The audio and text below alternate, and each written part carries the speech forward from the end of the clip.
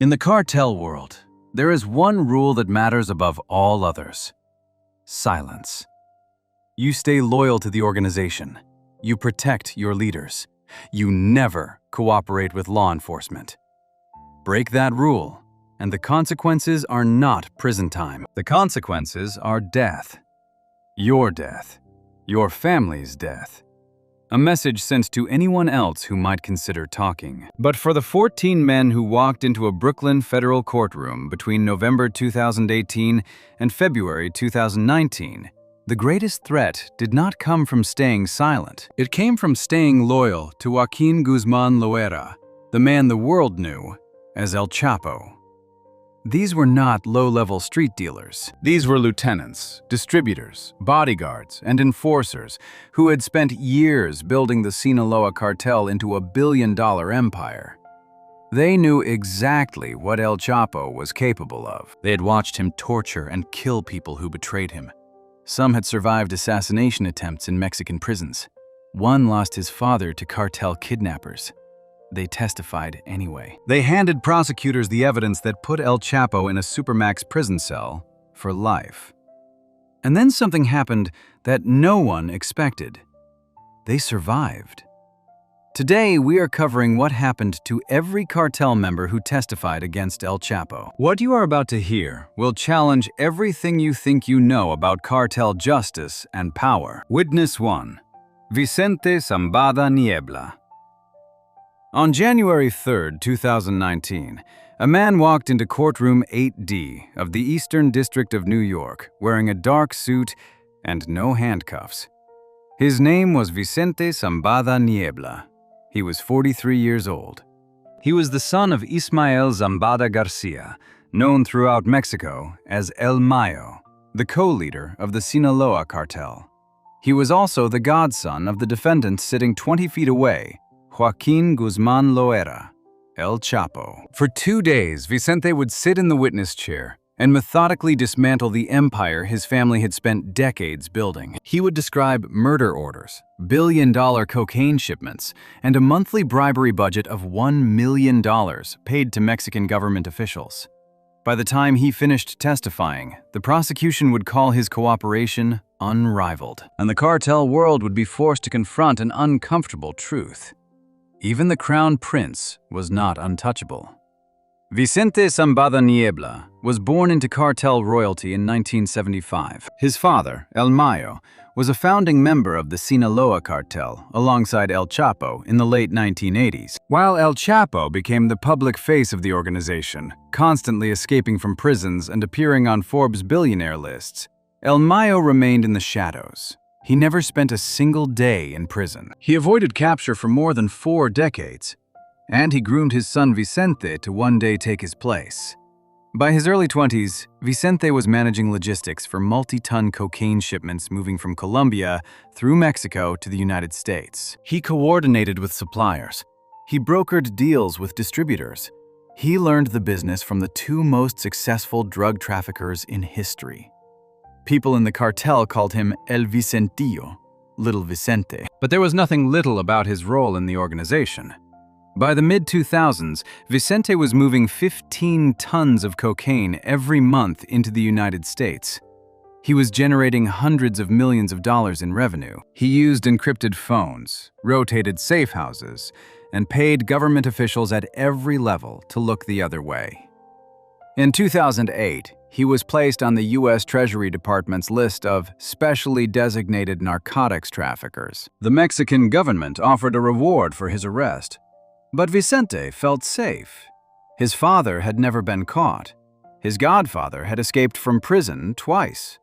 He believed the family name and the cartel's power would protect him from consequences. On March 19, 2009, Mexican federal police arrested Vicente Zambada Niebla in Mexico City. He was sitting in a vehicle in the upscale neighborhood of Las Lomas de Chapultepec. The arrest was coordinated with the United States Drug Enforcement Administration. It was not a firefight. It was not a dramatic chase.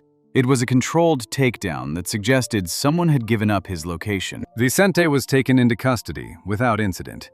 Within months, he was extradited to the United States to face charges in the Eastern District of Illinois. The charges included conspiracy to import and distribute cocaine, conspiracy to launder money, and engaging in a continuing criminal enterprise.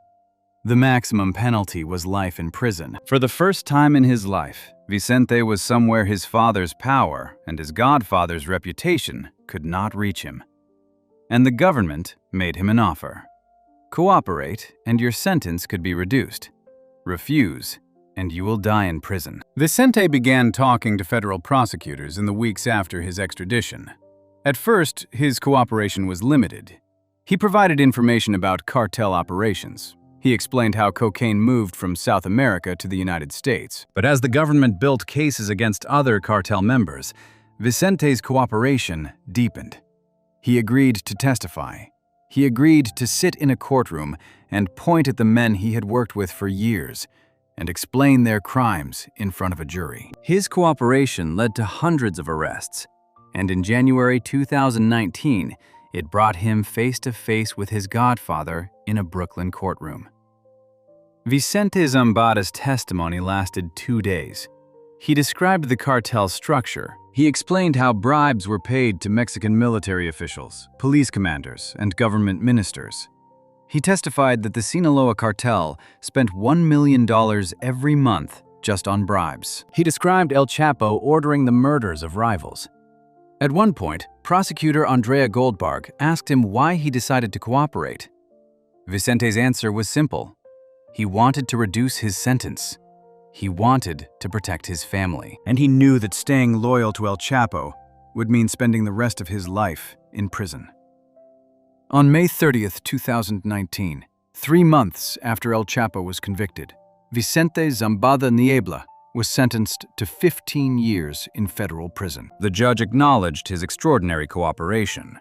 Prosecutors noted that his information had been used in cases across the United States and Mexico. With credit for the decade he had already served since his arrest in 2009, Vicente was released in approximately 2021. He forfeited $1.37 billion in cartel proceeds. Under the terms of his plea agreement, he and his family were allowed to remain in the United States permanently. A Mexican newspaper published a photograph that purportedly showed Vicente being escorted by federal authorities through Ronald Reagan Washington National Airport. He looked nothing like the cartel prince who had been arrested 12 years earlier. He was older, he was thinner, and he was free. Vicente Zambada Niebla now lives somewhere in the United States under the protection of the Federal Witness Security Program. His exact location is unknown. His new identity is sealed. But his story took one final twist in July 2024, when his father, El Mayo Zambada, was arrested in the United States after being lured onto a plane by one of El Chapo's sons. El Mayo is now facing trial, and prosecutors have suggested that Vicente may be called to testify against his own father. The Crown Prince, who chose survival over loyalty, may soon stand in another courtroom and explain why the empire his father built deserves to fall. Vicente Zambada survived because he cooperated early and completely, but the next witness took a different path after his release. Witness 2. Jesus Zambada Garcia. On November 14, 2018, the prosecution's first cooperating witness took the stand in El Chapo's trial. His name was Jesus Zambada Garcia. He was 64 years old. He was the brother of El Mayo Zambada and the uncle of Vicente Zambada Niebla. He had spent 10 years in U.S. federal custody after his arrest in 2008. For 6 days, he sat in the witness chair and described a criminal empire that operated with the efficiency of a Fortune 500 company and the brutality of a medieval army. He testified about personally delivering $5 million in cash bribes to Mexico's top security official. He explained how the cartel corrupted everyone from local police officers to cabinet ministers. And when his testimony ended, he walked out of the courtroom knowing his cooperation had earned him something most cartel members never get: a second chance at life. What he did with that second chance shocked everyone who knew the rules of the narco world. He became a musician. Jesus Zambada Garcia was born in Sinaloa in the 1950s. He grew up in the same world as his younger brother Ismael. They were farmer sons. They came from poverty, and they found their way into the drug trade the way many young men in Sinaloa did during that era. They started small. They moved marijuana. They worked for established traffickers. And as the cocaine boom exploded in the 1980s, they positioned themselves to take advantage of it. Jesus never achieved the same level of power as his brother El Mayo. He was not the strategist. He was not the negotiator. But he was loyal. He was reliable. And he was family. Within the Sinaloa cartel structure, Jesus managed logistics and transportation routes. He coordinated shipments from Colombia. He arranged for tons of cocaine to be moved through Mexico into the United States. For more than 2 decades, Jesus Zambada operated in the shadows, while his brother El Mayo built one of the most powerful criminal organizations in the world. By the mid-2000s, the pressure on the Sinaloa cartel was increasing. The Mexican government was launching military operations against traffickers. The United States was extraditing cartel members at record rates. The DEA was building cases against the organization's leadership. Jesus knew the risks. He knew that people at his level were being arrested and extradited.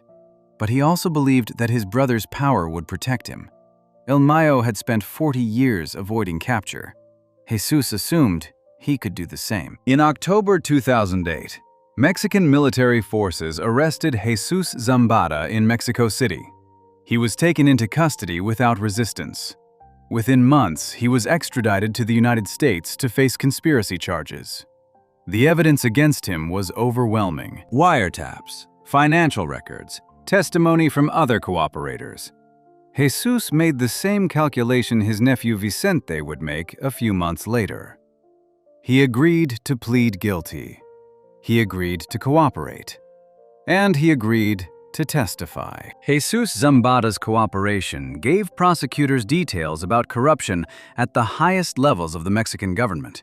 He testified that the Sinaloa cartel paid bribes to police, military officials, and politicians. He described personally delivering $5 million in cash to Genaro Garcia Luna, who was Mexico's Secretary of Public Security from 2006 to 2012.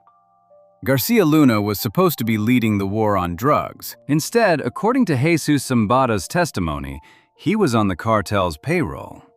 That testimony would eventually be used to convict Garcia Luna in a separate trial in 2023. When Jesus Zambada took the stand in November 2018, he was the trial's opening act. For 6 days, he walked the jury through the cartel's operations. He explained how cocaine was purchased from Colombian suppliers. He described transportation routes through Mexico. He detailed how money was laundered back to the cartel. He named corrupt officials. He explained the bribery system, and he made it clear that the Sinaloa cartel did not succeed by accident. It succeeded because it bought protection at every level of government. The defense tried to undermine his credibility. They pointed out that he was a convicted drug trafficker. They suggested he was lying to get a reduced sentence. But Jesus's testimony was calm, detailed, and consistent. He did not exaggerate. He did not dramatize. He simply explained how the business worked. And the jury believed him. Jesus Zambada Garcia was sentenced to approximately 12 years in federal prison. With credit for time served since his 2008 arrest, he was released around 2020. He entered the Federal Witness Security Program. He received a new identity, and for a while, he disappeared from public view. Most cooperating witnesses stay hidden for the rest of their lives. They change their names, they move to new cities. They avoid contact with anyone from their past. But Jesus Zambada made a different choice. In November 2023, he appeared on a Mexican music podcast called Pepe's Office. He wore a bucket hat and sunglasses. He sat in a recording studio. And he promoted his new career as a narco corrido songwriter. His debut track was called El Prisionero, The Prisoner. It told his life story. During the podcast interview, Jesus sent a heartfelt hug to his brother El Mayo, who at that time was still a fugitive in Mexico. 8 months later, in July 2024, El Mayo Zambada was arrested in the United States. He was lured onto a plane by El Chapo's son and delivered to federal custody. He is now facing trial, and prosecutors have indicated they may call Jesus Zambada to testify against his own brother. If that happens, Jesus will return to a courtroom and testify against the last remaining founder of the Sinaloa cartel. Jesus Zambada's story is not one of hiding. It is not one of fear. It is a story of a man who cooperated, served his time, walked free, and decided that the witness protection program did not mean living in silence. He writes songs about his past. He gives interviews. He appears in public. And so far, he has not been touched. He is alive. He is free. And he is making music about the life he left behind. Before we move on to the next case, make sure to subscribe if you're finding these stories as disturbing as I am. It helps us keep covering the cases that most channels won't touch. Jesus Zambada walked free and stepped into the spotlight. But the next witnesses paid a price before they ever reached the courtroom. Witness 3. Pedro and Margarito Flores. On December 18, 2018, Pedro Flores walked into the Brooklyn courtroom and took the witness stand.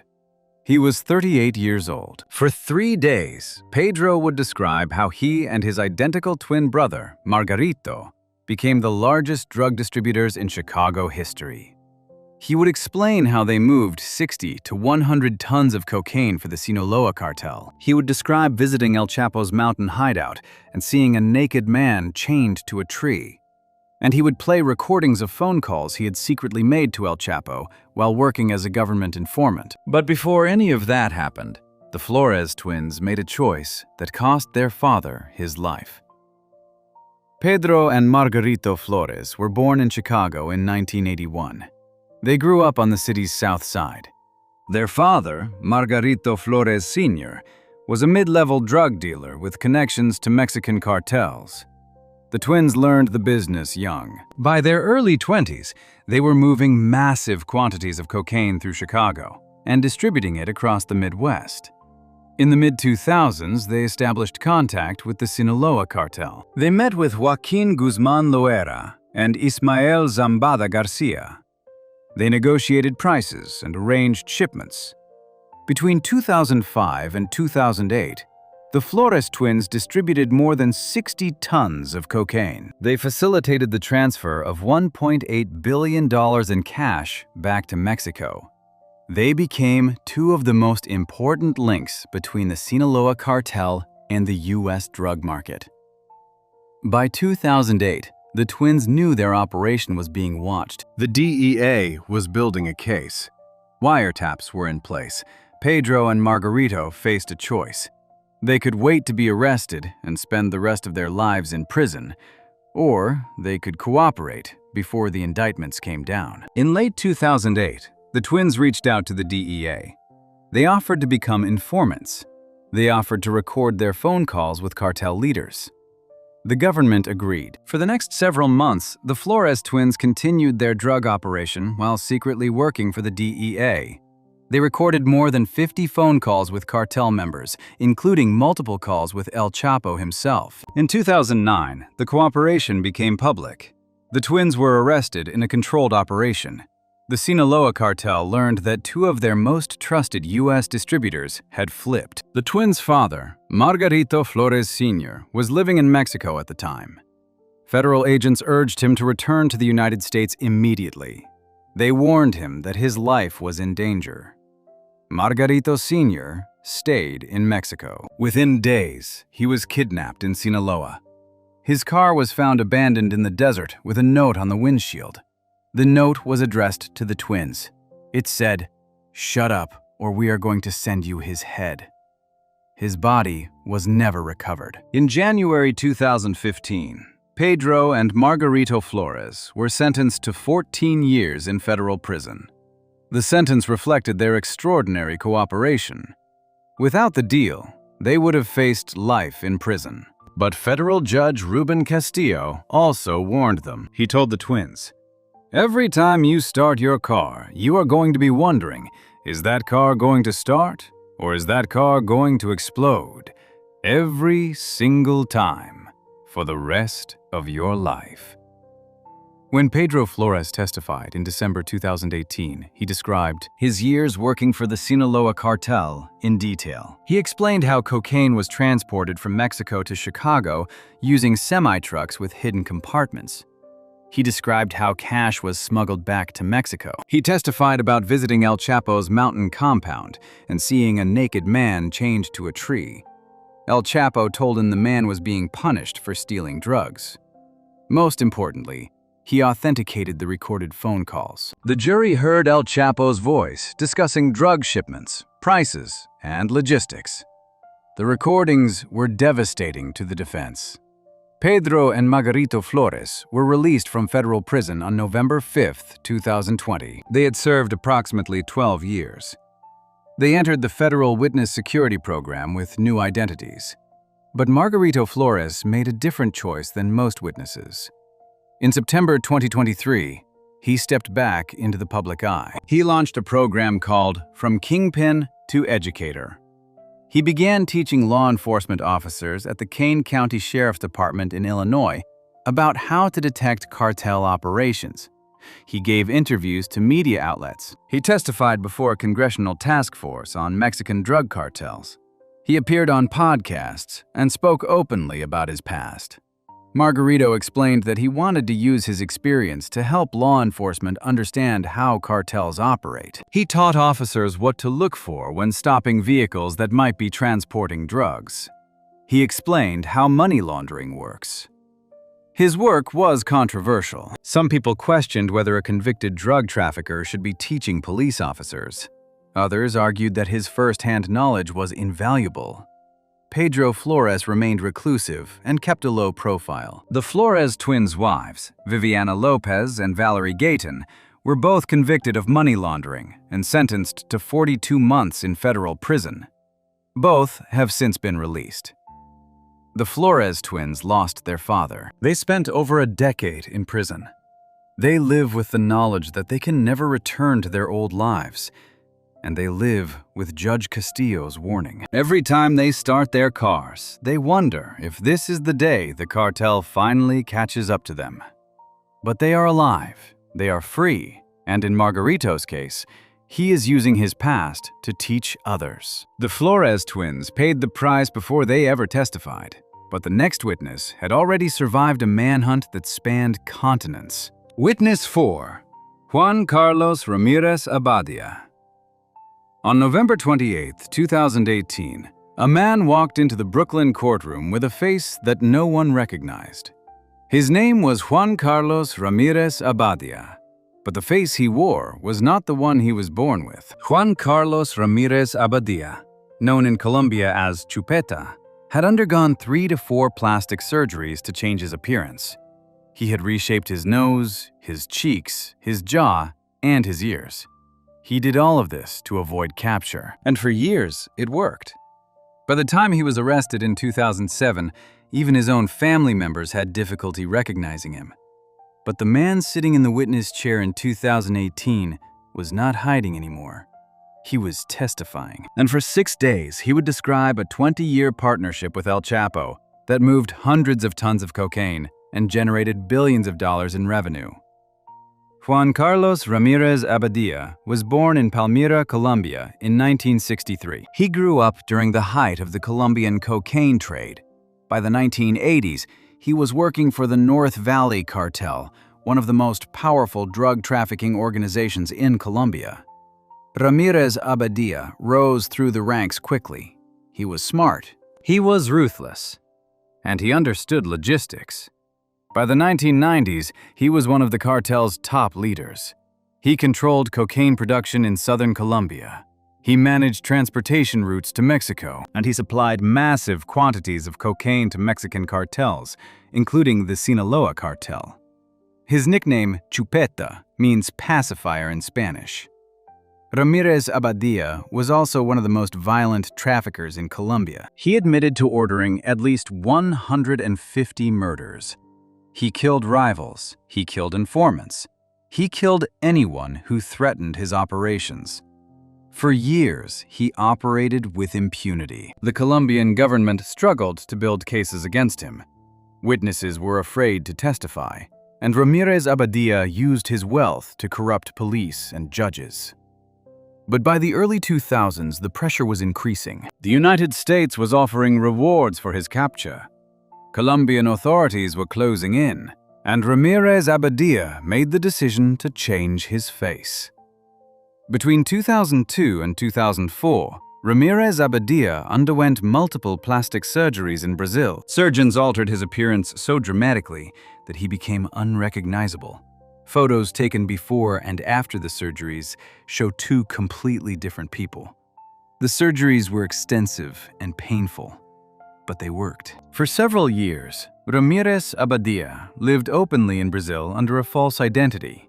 He registered businesses. He bought property. He lived a comfortable life while Colombian and U.S. authorities searched for a man who no longer looked the same. But in 2007, Brazilian authorities received a tip. They used voice recognition technology to confirm his identity. On August 7, 2007, Brazilian federal police arrested Juan Carlos Ramirez Abadia in São Paulo. Ramirez Abadia was extradited to the United States in August 2008. He faced charges in multiple federal districts. The evidence against him was overwhelming.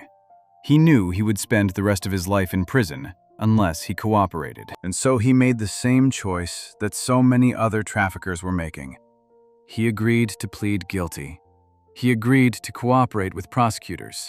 And he agreed to testify against other cartel members, including El Chapo. His cooperation eventually became what prosecutors called an 11 on a scale of 1 to 10.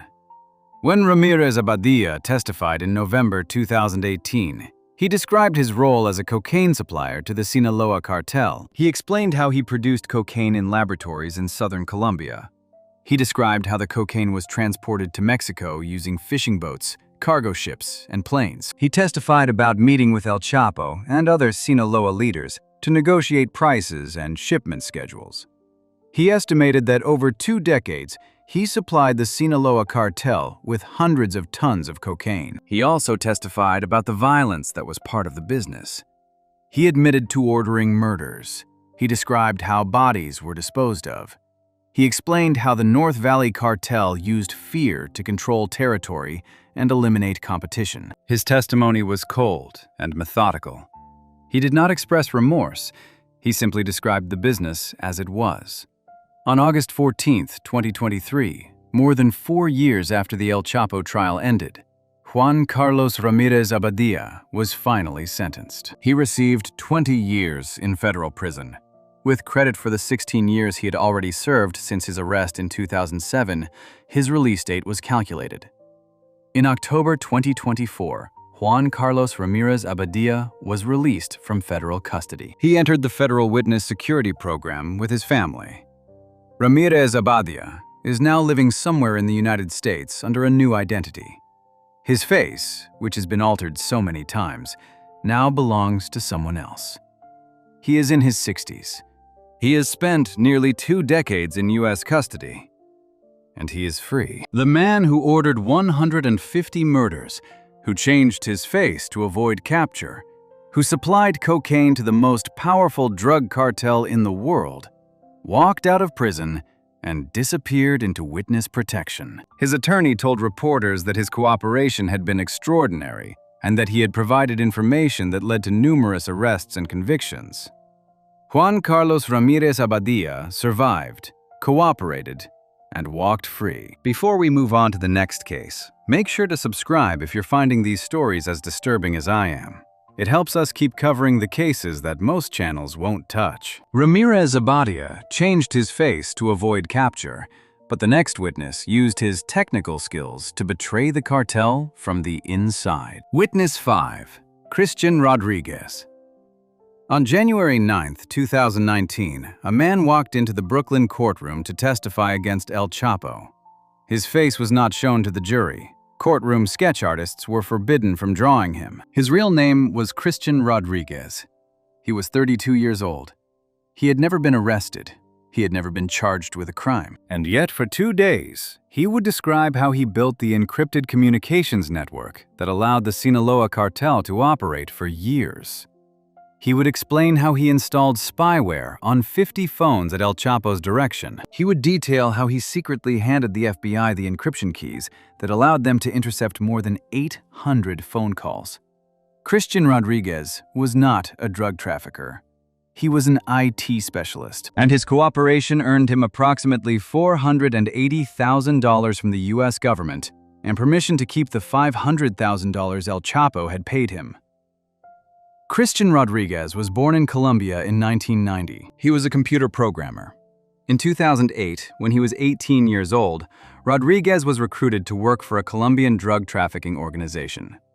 His job was to build a communications system that law enforcement could not intercept. The Sinaloa cartel was struggling with wiretaps. The DEA was intercepting calls and building cases. The cartels needed a secure system, and they were willing to pay well for someone who could build it. By 2009, Rodriguez was working directly for the Sinaloa cartel.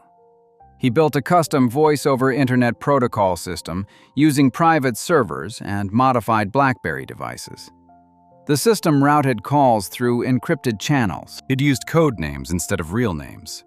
Rodriguez set up servers in Canada to host the system. He programmed the phones himself. For this work, El Chapo paid Rodriguez approximately $500,000. But Rodriguez also did something else at El Chapo's direction. He installed spyware on phones. El Chapo wanted to monitor his wife, his mistresses, and his lieutenants. Rodriguez installed FlexiSpy software on approximately 50 phones. The software allowed El Chapo to read text messages, listen to calls, and track locations without the phone users knowing. Rodriguez was building a surveillance system for El Chapo to spy on his own people. In 2010, the FBI made contact with Christian Rodriguez. They lured him to New York using a fake story about a Russian mobster who wanted to hire him. When Rodriguez arrived in New York, FBI agents approached him. They explained that they knew what he was doing for the Sinaloa cartel. They explained that he could face serious federal charges. And they made him an offer. Work for us. Rodriguez agreed. He did not want to go to prison. He agreed to become a double agent. For the next several years, Christian Rodriguez worked for both the Sinaloa cartel and the FBI simultaneously.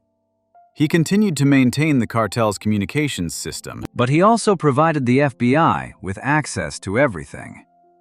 Around 2010 or 2011, Rodriguez told the cartel that the servers in Canada were no longer secure. He suggested moving them to the Netherlands. The cartel agreed. Rodriguez relocated the servers and handed the FBI the encryption keys. Suddenly, the FBI could intercept calls that were supposed to be secure. Over 2 years, the FBI intercepted more than 800 phone calls. Those calls provided evidence of drug shipments, murder plots, and bribery schemes. El Chapo had no idea his own IT specialist had betrayed him. The stress of living as a double agent took a severe toll on Rodriguez. He was constantly afraid of being discovered. He knew that if the cartel found out, he would be killed. The fear became overwhelming. In 2013, Rodriguez suffered a nervous breakdown. He required electroconvulsive therapy. The FBI provided medical care and psychological support. But Rodriguez continued to cooperate, and when the case against El Chapo went to trial, Rodriguez agreed to testify. When Christian Rodriguez took the stand in January 2019, his face was hidden from public view. He testified about building the encrypted phone system. He explained how the spyware worked. He described moving the servers and providing the FBI with access. He authenticated intercepted phone calls that were played for the jury. The defense tried to attack his credibility by pointing out that he had been paid nearly $1 million. But his testimony was corroborated by the phone calls themselves. Christian Rodriguez was never charged with any crime. Federal prosecutors decided that his cooperation was so valuable that charging him would not serve justice. The government paid Rodriguez approximately $480,000. He was allowed to keep the $500,000 that El Chapo had paid him. Rodriguez now lives somewhere in the United States under federal protection. His real identity is unknown. His face has never been shown. He was a young man with technical skills who got involved with the wrong people, made a choice to cooperate, and walked away with his freedom and nearly $1 million. Christian Rodriguez used technology to betray the cartel from within, but the next witness disappeared in a way that suggests the government has given him a new life. Witness 6. Damaso Lopez Nunez. On January 22, 2019, a man named Damaso Lopez Nunez walked into the Brooklyn courtroom. He was 52 years old. He had been El Chapo's right-hand man for more than a decade. He had started as a prison security official in Mexico. He had helped El Chapo escape from prison in 2001. He had risen to become one of the most powerful members of the Sinaloa cartel. For 3 days, he would testify about the inner workings of the organization. He would describe the 2015 tunnel escape that made headlines around the world. And he would make a statement that would change another person's life. He would tell the jury that Emma Coronel, El Chapo's wife, had helped coordinate the escape. That testimony would eventually lead to Emma Coronel's arrest and imprisonment. But the most interesting part of Damaso Lopez's story is what happened after the trial. Damaso Lopez Nunez vanished from the federal prison system, and no one will say where he went. Damaso Lopez Nunez was born in Sinaloa in 1966. He worked his way up in the Mexican prison system to become a high-ranking security official. By the late 1990s, he was working at Puente Grande Maximum Security Prison near Guadalajara. That was where Joaquin Guzman Loera was imprisoned after his arrest in 1993. Damaso Lopez met El Chapo in prison. He got to know him, and he was eventually corrupted. In 2001, El Chapo escaped from Puente Grande in a laundry cart. Multiple prison officials were involved. Damaso Lopez was one of them. When El Chapo walked out of that prison, Damaso Lopez's life changed forever. After the escape, Damaso Lopez could not continue working in the prison system. Mexican authorities wanted to arrest him, so Damaso Lopez went to work for El Chapo full-time. He joined the Sinaloa cartel. And because of his background in security and his role in the escape, El Chapo trusted him completely. Over the next 15 years, Damaso Lopez became one of El Chapo's closest confidants. He managed security, he coordinated operations, he oversaw distribution networks. Within the cartel, people called him El Licenciado, the graduate. In 2014, El Chapo was captured again. He was sent to Altiplano Maximum Security Prison. The Mexican government promised that this time, El Chapo would not escape. But El Chapo and his associates were already planning another escape. And once again, Damaso Lopez was involved. For months, workers dug a tunnel from a house more than a mile away to a spot directly under El Chapo's cell. The tunnel had lighting, ventilation, and a motorcycle on rails. On July 11, 2015, El Chapo crawled through a hole in his shower floor and escaped. The escape made international headlines. According to Damaso Lopez's later testimony, Emma Coronel played a role in coordinating the escape. She passed messages between El Chapo and the people digging the tunnel. When Damaso Lopez testified under oath in January 2019, he stated this as fact. He told the jury that Emma Coronel had helped her husband escape from prison. 2 years later, in February 2021, Emma Coronel was arrested at Dulles International Airport in Virginia. She was charged with conspiracy to distribute drugs and with helping to plan the 2015 escape. She pleaded guilty. She was sentenced to 36 months in federal prison. She was released in September 2023. The testimony that led to her arrest came directly from Damaso Lopez. Damaso Lopez himself had been arrested in Mexico City in May 2017. He was extradited to the United States in July 2018. In November 2018, he pleaded guilty and agreed to cooperate. Initially, he was sentenced to life in prison. But on February 7, 2020, Damaso Lopez appeared before Judge Brian Cogan in a sealed hearing. No transcript was released.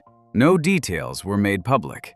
But his sentence was reduced. Court records suggest his projected release date was moved to approximately August 2032.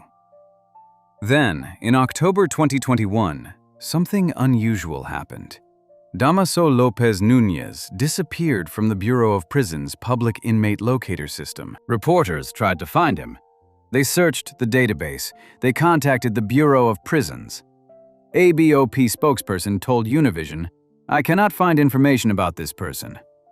Damaso Lopez had simply vanished. He could have been transferred into the Federal Witness Security Program. He could have been moved to a secure location under a different name. Or his records could have been sealed for security reasons. Damaso Lopez's son, Damaso Lopez Serrano, known as Minilick, also cooperated and was released into witness protection in 2022. But in December 2024, Minilick was arrested again in Virginia on fentanyl trafficking charges. He was sentenced to 5 years in February 2026. But his father remains hidden. Wherever Damaso Lopez Nunez is, he is alive. He is protected. And he is no longer visible to the public that once knew him as El Chapo's right-hand man. Before we move on to the next case, make sure to subscribe if you're finding these stories as disturbing as I am. It helps us keep covering the cases that most channels won't touch. Damaso Lopez vanished into the system after testifying. But the next witness did the opposite and stepped directly into the public spotlight. Witness 7. Lucero Guadalupe Sanchez Lopez. On January 17, 2019, a woman named Lucero Guadalupe Sanchez Lopez walked into the Brooklyn courtroom. She was 29 years old. She was beautiful. She had been a member of the Sinaloa state legislature, and she had been El Chapo's mistress. For one day, she would testify about her relationship with Joaquin Guzman Loera.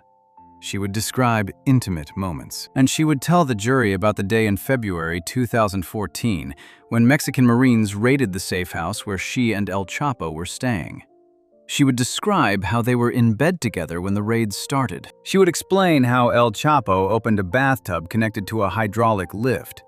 She would tell the jury that she and El Chapo, both naked, climbed down through the bathtub into a tunnel beneath the house and ran through sewers to escape. At one point during her testimony, Lucero broke down crying. She said to El Chapo, who was sitting across the courtroom, "Until today, I thought we were a couple." The moment was dramatic and personal. After the trial, Lucero served approximately 3 years in prison. And then she did something almost no other cooperating witness has done. She wrote a book. She went on social media, and she challenged Emma Coronel's version of events. Lucero Guadalupe Sanchez Lopez was born in Sinaloa in 1989. She grew up in Cosala, a small mountain town. She was politically ambitious. In 2013, when she was 24 years old, she was elected to the Sinaloa state legislature as a member of the PAN party.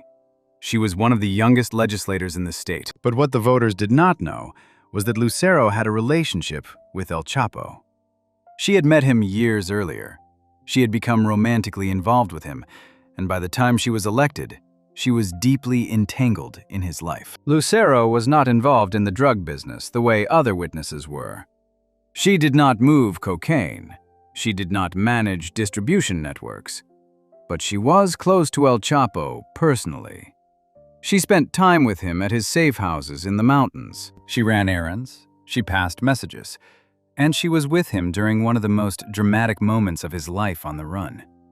On February 16, 2014, Mexican Marines received intelligence about El Chapo's location. They raided a safe house in Culiacan, Sinaloa. El Chapo and Lucero were in bed together when the raid began. According to Lucero's testimony, El Chapo immediately went to the bathroom. He opened the bathtub. The bathtub was mounted on a hydraulic lift that revealed a tunnel entrance beneath it. El Chapo told Lucero to follow him. Both of them were naked. They climbed down into the tunnel and ran through the sewer system beneath the city. Eventually, they emerged through a manhole cover. El Chapo was captured a few days later in Mazatlan. Lucero was arrested shortly after.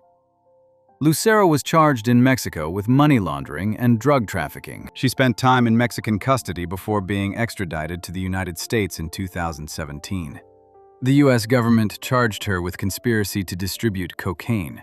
She pleaded guilty and agreed to cooperate. When she testified in January 2019, her testimony was emotional. She described her relationship with El Chapo. She talked about loving him. She talked about believing that he loved her. And when prosecutors asked her about Emma Coronel, El Chapo's wife, Lucero seemed hurt. She said she had not known how serious El Chapo's relationship with Emma was. She cried on the stand. She told El Chapo directly, "Until today, I thought we were a couple." El Chapo sat at the defense table and looked at her without expression. Lucero was sentenced to approximately 3 years in federal prison. With credit for time served in both Mexico and the United States, she was released around February 2020. She entered supervised release, but did not disappear into witness protection the way most cooperators do.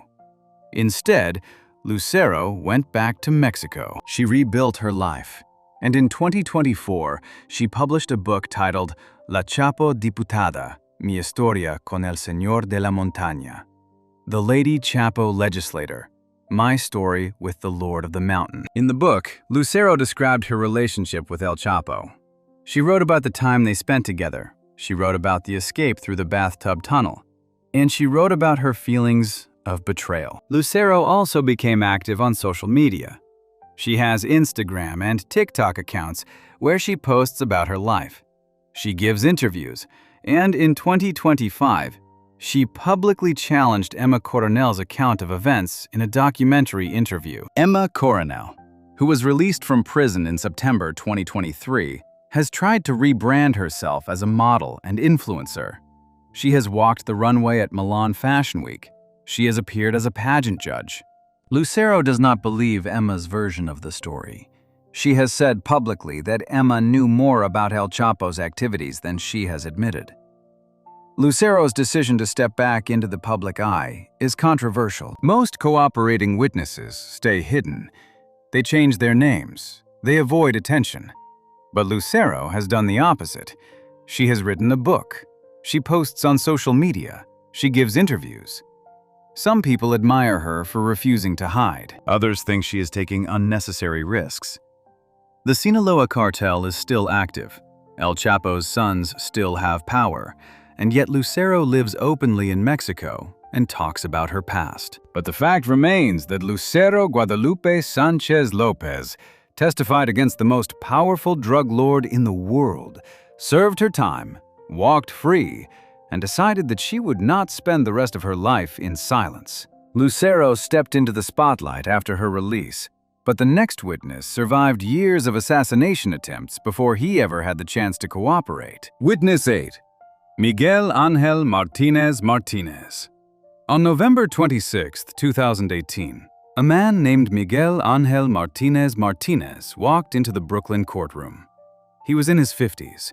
He had known El Chapo since the 1980s. He had been one of El Chapo's original associates when the Sinaloa cartel was just forming. He had helped develop the famous jalapeno can cocaine smuggling scheme, where cocaine was hidden inside cans labeled as jalapeno peppers. He had worked closely with El Chapo for years before his arrest in 1998, and after his arrest, El Chapo tried to have him killed 4 separate times. Miguel Ángel Martinez survived 3 separate stabbings by fellow inmates and 1 combined assault where a hitman entered the prison with a gun to a guard's head, while 2 hand grenades were thrown into his cell. When he took the stand in Brooklyn 20 years later, courtroom sketch artists were forbidden from drawing his face. He had been living in the Federal Witness Security Program since his release from prison in 2007, and he remains one of the most protected witnesses from the entire trial. Miguel Ángel Martinez Martinez was born in Sinaloa. He became involved in drug trafficking in the 1980s, when the Mexican cartels were beginning to dominate the cocaine trade. At that time, the Sinaloa cartel was not yet the massive organization it would become. It was a crew of about 25 people. Miguel Ángel Martinez knew El Chapo when he was still building his reputation. They worked together. They moved drugs together. And Miguel Ángel Martinez was trusted. He helped develop smuggling methods. One of the most famous was hiding cocaine inside cans of jalapeno peppers. The cans looked legitimate. They had labels. They were packed into shipments with real food products, and they crossed the border without detection for years. In 1998, Miguel Ángel Martinez was arrested in Mexico. He was sent to a Mexican prison. And El Chapo, who by that time was imprisoned in Puente Grande Federal Prison, decided that Miguel Ángel Martinez was a threat. El Chapo was planning his escape from Puente Grande. He was worried that Miguel Ángel Martinez might cooperate with authorities. So El Chapo decided to kill him.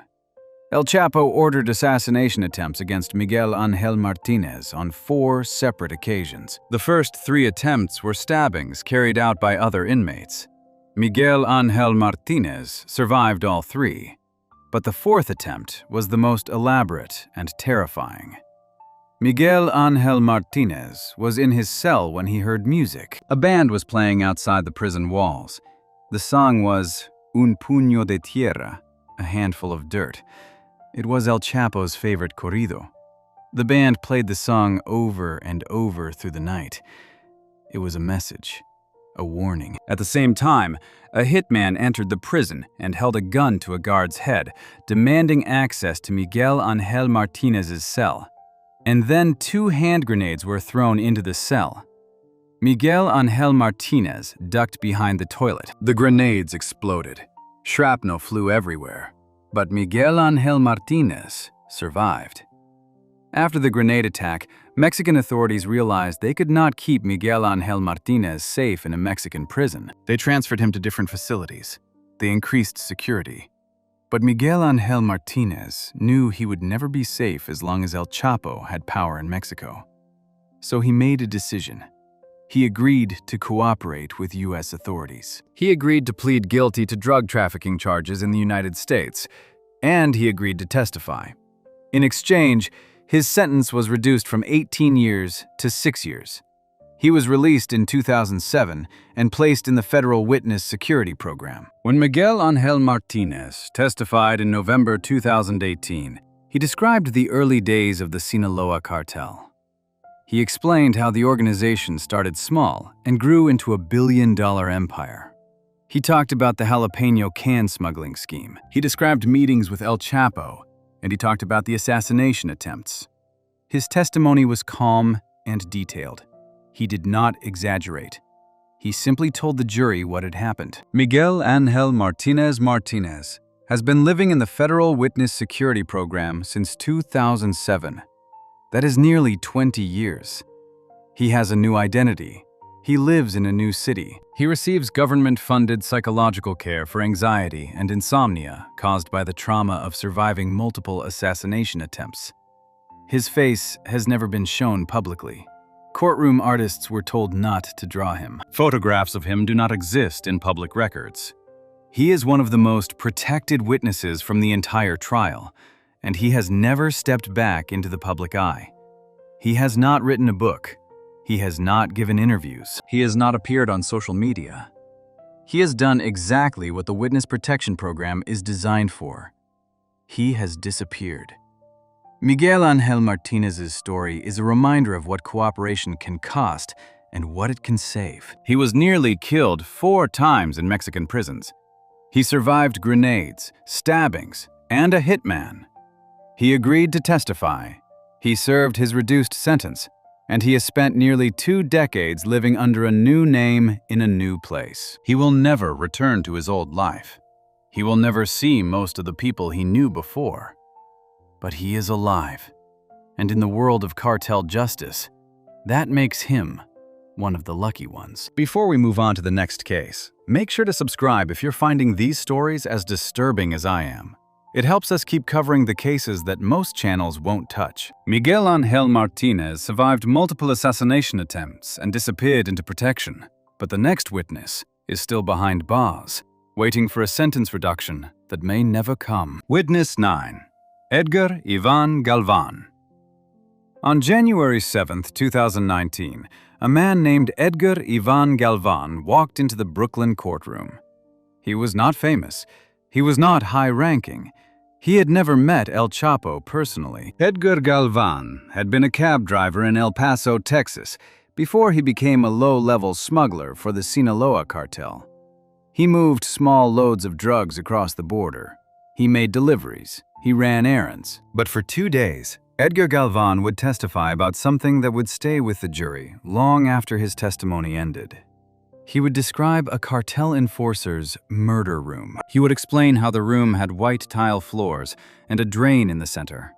He would tell the jury that the drain was there to wash away blood.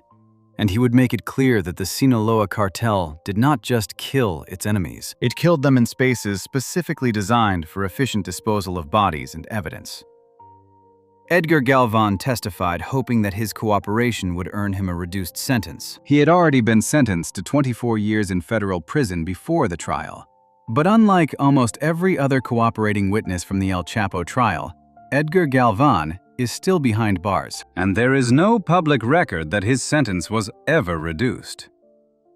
Edgar Galvan was born in Mexico and eventually moved to El Paso, Texas. He worked as a cab driver. He was not wealthy. He was not connected. But at some point in the mid-2000s, he became involved with people who worked for the Sinaloa cartel. He started doing small jobs. He would drive shipments across the border. He would deliver packages. He was not moving tons of cocaine. He was not coordinating major operations. He was just a low-level worker trying to make extra money. But even low-level workers in a cartel see things. And Edgar Galvan saw something that would become part of his testimony years later. Galvan worked with a man he knew only as a cartel enforcer. This enforcer had a house in Juarez, Mexico. And inside that house was a room that had been specifically designed for murder. The room had white tile on the floors and walls. It had a drain in the center of the floor. It was soundproofed. The enforcer told Galvan that the room was where he brought people who needed to be killed. The tile made it easy to clean. The drain allowed blood to wash away. The soundproofing meant that no one outside could hear what was happening inside. Galvan never witnessed a murder in that room, but he understood what it was for. And when he was arrested and agreed to cooperate, he described the room to federal investigators. That description became part of the evidence used to show the jury how organized and brutal the Sinaloa cartel's enforcement operations were. Edgar Galvan was arrested and charged with drug trafficking conspiracy. When federal prosecutors offered him a deal to cooperate, he took it. He agreed to plead guilty. He agreed to provide information. And he agreed to testify if called. But before the El Chapo trial began, Galvan was sentenced to 24 years in federal prison. That sentence was imposed in the Western District of Texas. It was separate from the El Chapo case, and it was already on the books by the time Galvan took the stand in Brooklyn in January 2019. When Edgar Galvan testified, he described his low-level role in the organization. He explained how drugs were moved across the border. He talked about the enforcer and the murder room. His testimony was not as dramatic as some of the other witnesses. He had not been in the inner circle. He had not met El Chapo. But what he did have was a specific, disturbing detail about how the cartel conducted its business. The murder room, with the tile and the drain, was the kind of detail that stayed with people. It showed premeditation. It showed planning. It showed that the violence was methodical. After his testimony, Edgar Galvan was returned to federal custody.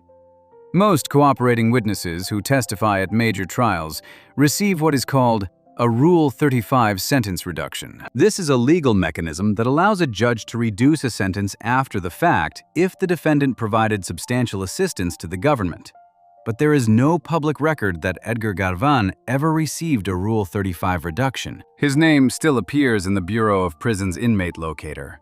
His projected release date, accounting for good behavior credits, falls somewhere around 2029 to 2032. That means Edgar Galvan is still serving the 24-year sentence he received before the trial.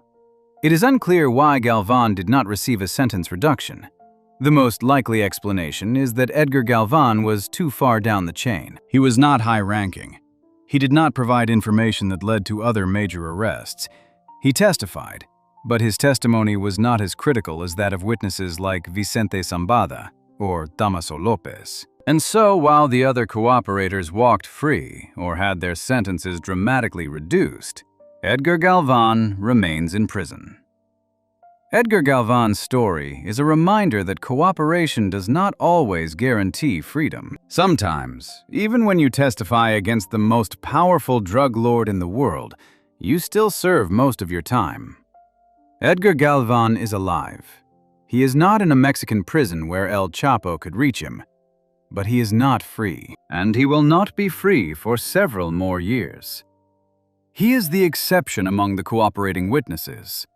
He is the one who testified and did not walk away. Edgar Galvan remains behind bars, but the final witness delivered the most brutal testimony of the entire trial, and then vanished into a sealed legal status that no one can verify. Witness 10.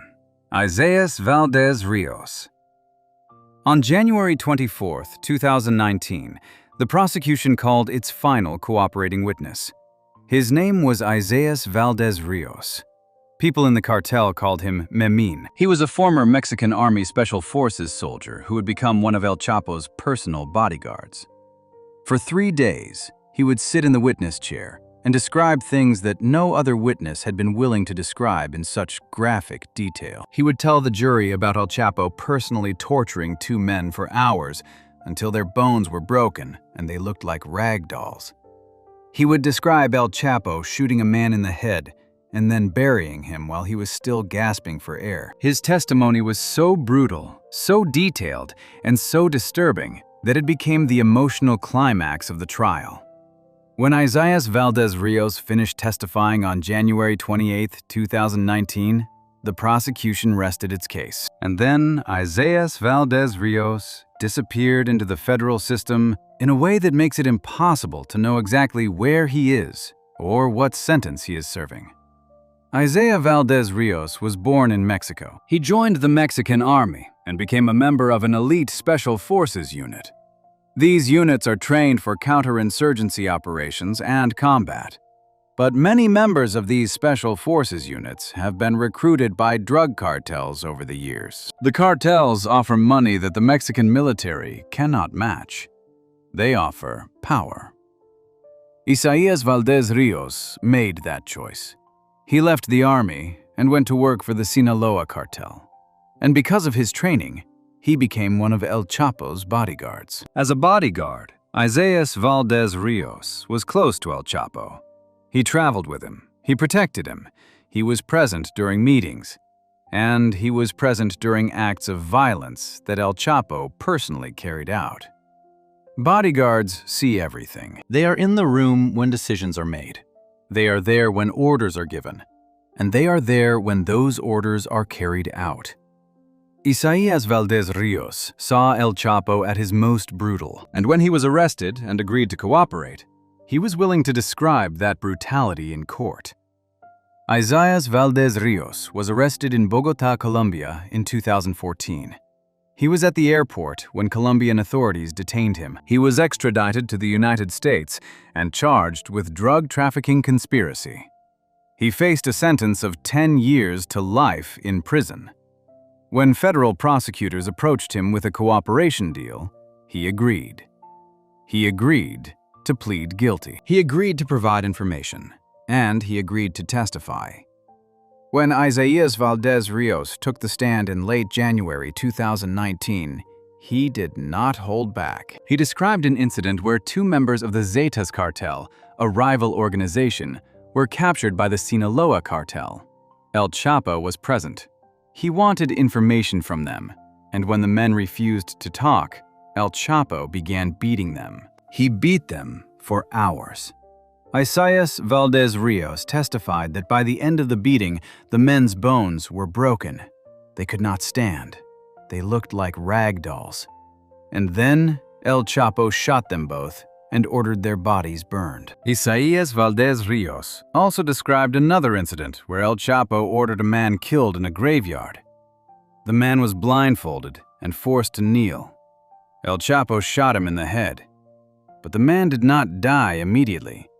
He fell into a shallow grave. Isaiah Valdez Rios testified that the man was still gasping for air, still alive, when El Chapo ordered dirt shoveled over him. The man was buried alive. Isaiah Valdez Rios watched it happen. These were not stories he had heard secondhand. He was there. He witnessed these acts, and he described them in court with a level of detail that made it impossible for the jury to ignore the reality of who Joaquin Guzman Loera really was. The defense tried to undermine Isaias Valdez Rios by pointing out that he was a trained killer who had participated in cartel violence. They suggested he was exaggerating or lying to get a reduced sentence, but his testimony was corroborated by other witnesses and by evidence. The jury believed him. His testimony was the final piece of the prosecution's case. After Isaías Valdez Rios finished testifying, the prosecution rested. The defense called only one witness for 15 minutes, and then the case went to the jury. After the trial, Isaías Valdez Rios was returned to federal custody. His sentencing details have never been made public. Court records related to his case are sealed. His exact status in the federal prison system is shielded by security protocols. There is no public information about what sentence he received or whether he has been released. It is possible that he received a dramatically reduced sentence in exchange for his cooperation.